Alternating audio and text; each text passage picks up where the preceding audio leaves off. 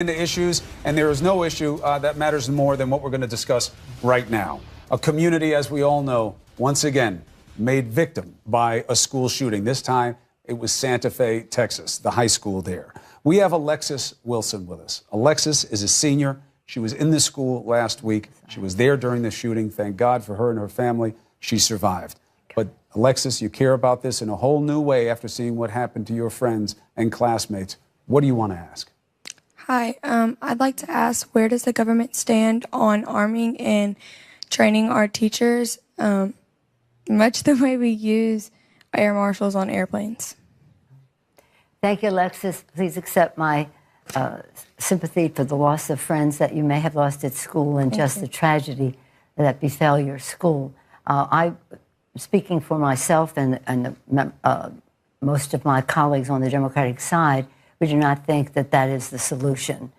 We do think that we had testimony today, I was mentioning to Chris earlier, we had testimony today from children from a wide range of schools who had tragedies, or just even communities that have had tragedies, and they were asking us to have pass the common sense background checks legislation, to pass legislation that if you know that someone is can be problematic, that you can report that in different aspects of it. And I know that it may be regional, and again, this is following a tragedy like this, all we want to do is pray and for your families, but do not support arming teachers and the rest.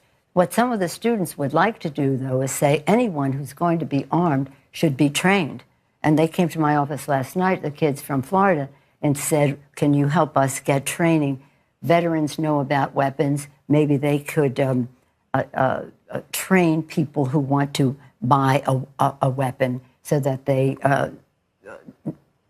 then have to pass the background check, but at least have passed the training. So I would not be supportive of arming teachers. No. Do you feel that there's a little bit of an either-or problem with how we're trying to approach solutions? First, let's be honest, we haven't gotten anything done, right? What killed me when I had to go down to Santa Fe again was it's getting so hard to look in the eyes of kids like Alexis. You're happy to meet her because she's a senior. She's going to go on with her life. Thank God she survived, and she's got better days in front of her. But their families, every time, they're never going to be the same, and nothing gets done about it because it seems that there's an either-or. Will you put armed guards in the schools? No, we don't want to talk about it. Let's not talk about hardening the schools. But the building we're in now, the building that you work in, the point of entry there is secure. You don't walk in with a trench coat with a shotgun underneath your jacket and get in. It doesn't happen. You know this. Why can't that be part of the equation? Talk about universal background checks. Fine. Talk about mental health, how to identify them, the money for treatment.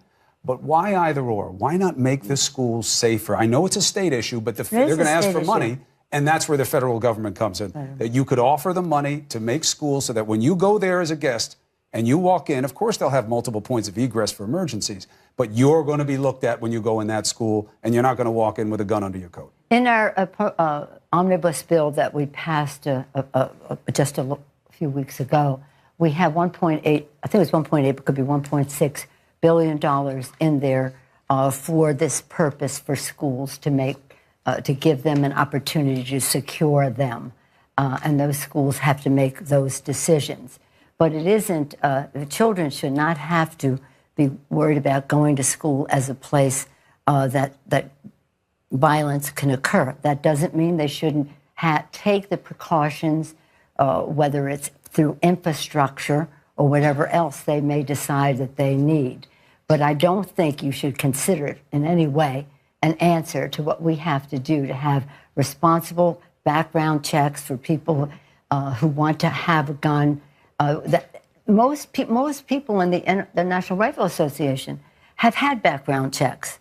They know what they're responsible for, but I don't know. But the NRA is against background checks. There are other things that we can do in terms of public policy and also in terms of mental health that is very important in all this. But it is not. This is not a total smorgasbord. It is.